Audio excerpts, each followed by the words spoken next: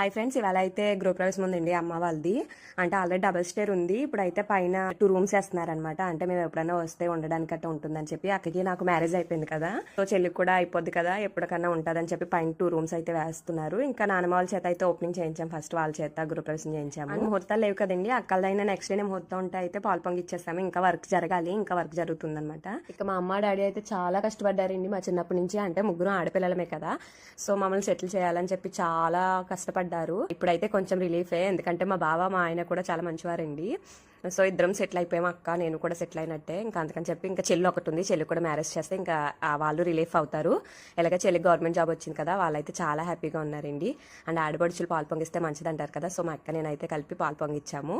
అంతా వాళ్ళకి మంచి జరగాలని చెప్పి ఇంకా లాస్ట్లో అయితే పరవాన్నం చేసుకుని అందరూ ఒక చోటే ఉన్నాం కదా, సరదాగా కూర్చొని తిన్నామండి. మాకైతే చాలా హ్యాపీ అనిపించింది. మా నాన్నమ్మ చూడండి హాయ్ చెప్పమంటే ఎలా చెప్తుందో. వీడియో నచ్చితే ప్లీజ్ లైక్ చేయండి. Thank you for watching.